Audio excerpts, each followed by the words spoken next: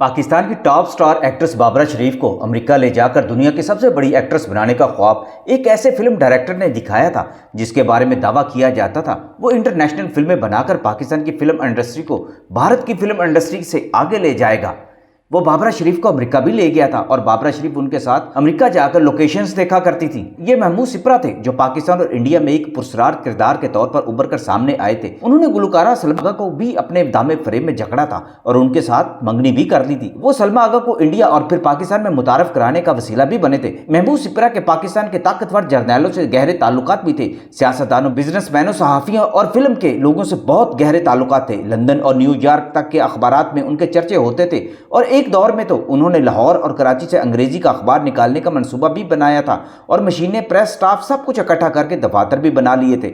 محمود سپرا کی کہانی ایک افسانوی کہانی ہے۔ محمود سپرا کی شہرت پاکستان کی فلم انڈسٹری میں پھیلی ہوئی تھی اور بہت سی اداکارائیں ان سے متاثر ہو چکی تھی، لیکن جب سلما آغا سے ریلیشن شپ ختم ہو گئی اور پاکستان میں بیوروکریسی کی مدد سے فلم خیبر پاس بنانے کا منصوبہ بھی ناکام ہو گیا تو وہ یورپ چلے گئے تھے۔ لیکن جب تک وہ پاکستان میں تھے محمود سپرا کی کچھ ملاقاتیں بابرہ شریف کے ساتھ بھی ہوئی تھی۔ میرے مینٹور علی سفیان افاقی بتایا کرتے تھے کہ محمود سپرا انتہائی میٹھی زبان بولنے والے اور خود کو ایک رئیس اور مالدار کے طور پر عالمی لیول کا پروڈیوسر اور رائٹر کہلواتے تھے۔ افاقی صاحب نے لکھا تھا کہ بابرہ شریف سے محمود سپرا کی ملاقات لندن میں ہوئی تھی اور دونوں نے محسوس کر لیا تھا کہ انہیں ایک دوسرے کی ضرورت ہے۔ محمود سپرا کے بارے میں بابرہ شریف نے بہت کچھ سن رکھا تھا۔ ویسے بھی محمود سپرا اپنی سابقہ شہرت کی بنا پر اس قسم کے انسان نہیں تھے جس کی بابرہ کو تلاش تھی۔ بابرہ شریف اس سے پہلے بھی کئی دھوکے کھا چکی تھی۔ اب وہ کسی کے دامے فریب میں نہیں آنا چاہتی تھی، مگر محمود سپرا کی نگاہوں نے انہیں پسند کر لیا تھا۔ محمود سپرا کو معلوم تھا کہ بابرہ ایک ریزرو ٹائپ کی لڑکی ہیں، انہیں کسی معقول بہانے کے بغیر اسیر کرنا آسان نہیں تھا۔ چنانچہ محمود سپرا نے ایک بار پھر فلم سازی کا منصوبہ بنا لیا۔ لندن سے واپسی پر وہ فلم کا اسکرپٹ بھی اپنے ساتھ لائے تھے اور سیدھا بابرہ شریف کے بنگلے پر پہنچے تھے۔ محمود سپرا کے نام اور مقام سے کون واقف نہ تھا؟ ہاتھی مرے پھر بھی 1.25 لاکھ کا ہوتا ہے۔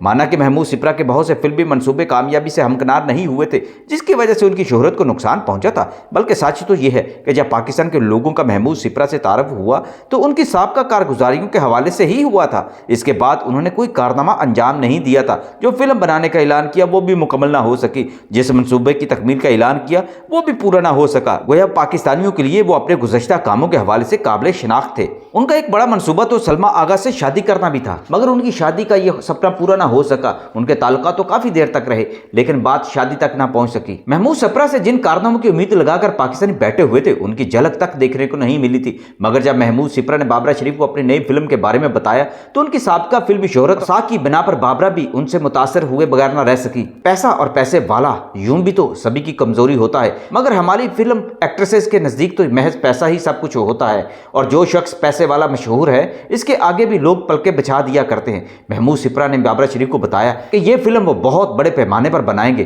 اس کی کہانی بھی خود انہوں نے ہی لکھی ہے اور ہدایت کاری بھی وہی کریں گے۔ بابرہ شریف کو تو ان کی ہدایت کاری سے زیادہ توقعات نہیں تھی، مگر محمود سپرا کے ہمراہ ایک فلم کی شوٹنگ کے سلسلے میں امریکہ جانے کا تصور ان کے لیے بے حد روح پرور تھا۔ اس بہانے بابرہ کے گھر میں بھی محمود سپرا کی آمد و رفت شروع ہو گئی اور دیکھتے ہی دیکھتے دونوں کے درمیان دوستی بڑھ گئی۔ دونوں نے کافی صدمے اٹھائے تھے، بے وفائیوں کے داغ سہے تھے، اس طرح انہوں نے ایک دوسرے کو اپنا مسیحا بھی خیال کر لیا تھا۔ شوبز کے اخبارات میں ان کے بارے میں بہت کچھ لکھا گیا۔ فلم کا بزنس ہی میل ملاپ اور بات چیت کا بزنس ہے، اس میں کام کم ہوتا ہے، ملاقاتیں، محفلیں اور باتیں زیادہ ہوتی ہیں۔ محمود سپرا کے پاس تو بابرہ شریف سے ملنے کا ایک انتہائی معقول اور موزوں بہانہ موجود تھا۔ اس طرح انہوں نے بابرہ شریف کا دل جیتنے کے لیے ایک نئے منصوبے کا افتتاح کر دیا تھا۔ محمود سپرا نے انہیں بتایا تھا کہ اس فلم کی تمام تر شوٹنگ ملک سے باہر امریکہ میں ہوگی اور اس میں کام کرنے کے لیے غیر ملکی اداکاروں اور اداکاروں کی خدمت بھی حاصل کی جائے گی۔ دوسرے انتظامات کے بارے میں تو کوئی علم نہیں، مگر سب سے پہلے انہوں نے فلم کی شوٹنگ کے لیے مناسب لوکیشن تلاش کرنے کی اسکیم بنائی تھی، اور چونکہ لوکیشنز کو پسند کرنے کے سلسلے میں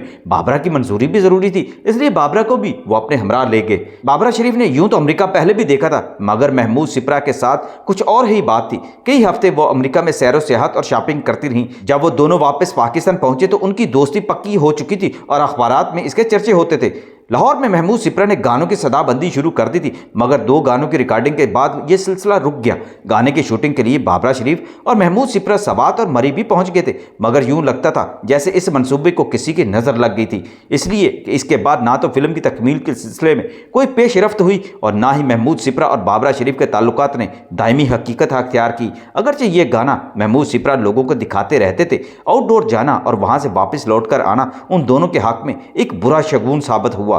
محمود سپرا نے یہ سب کس مقصد کے لیے کیا تھا، یہ تو خدا کے سوا صرف محمود سپرا ہی جانتے ہیں، مگر بابرا شریف نے بھی اس بارے میں کچھ زبان نہیں کھولی تھی۔